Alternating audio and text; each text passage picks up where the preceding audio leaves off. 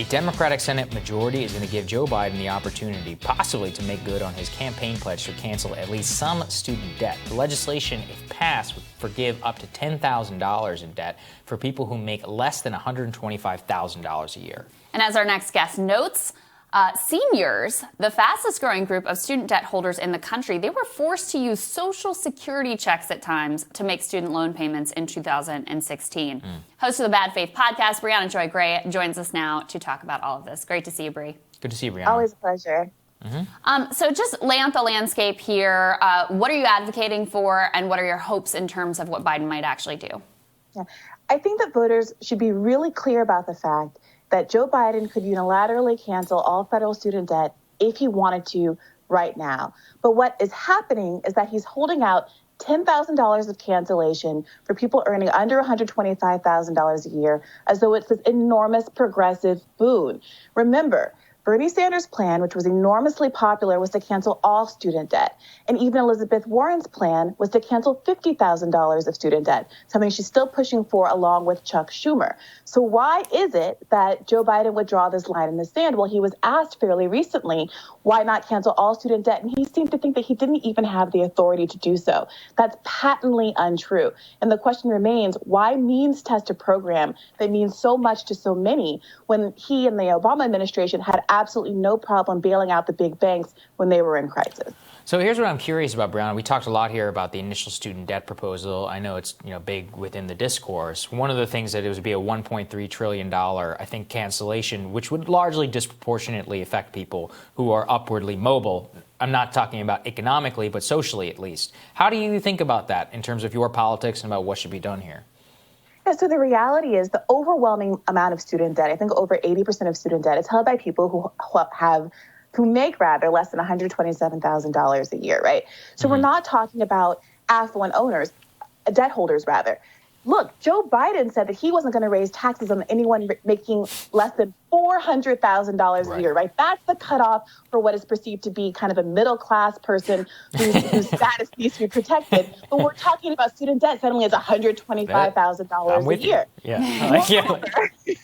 Moreover, we're talking about the people who hold the really extraordinary amounts of debt. You know, the average American holds $30,000 worth of debt. Black women hold more than any other group. Women hold 2/3 of debt, right?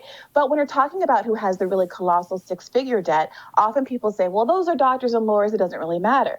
But we've been on a years-long now discourse about why it is that there's not more diversity in the medical profession, something that really would help with respect to the maternal mortality rates and other health disparities you see across the country. Why do we have so much difficulty getting people to go and staff rural hospitals? Well, part of the reason is that doctors and dentists in particular frequently graduate with something like $400,000 worth of debt.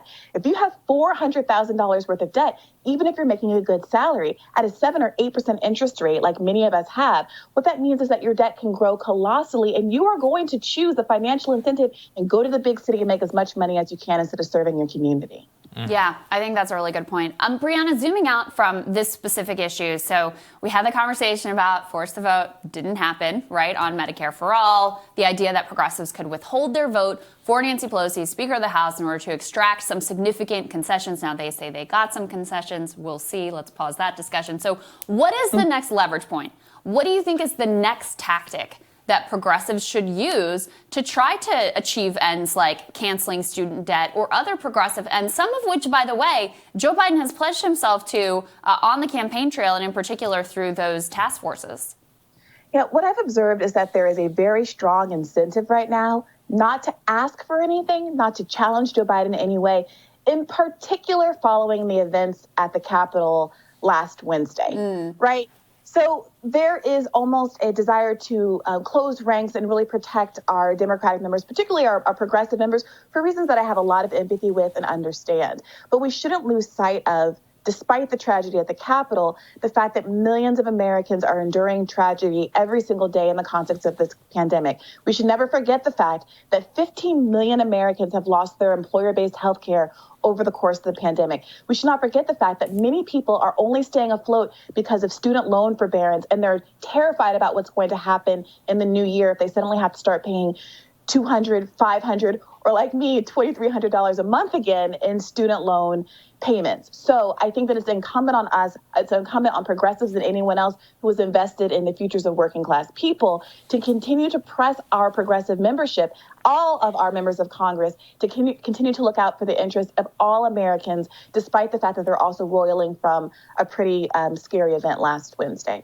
Yeah, absolutely. Hey, Briahna, who's been on Bad Faith Pod recently? Who's coming up?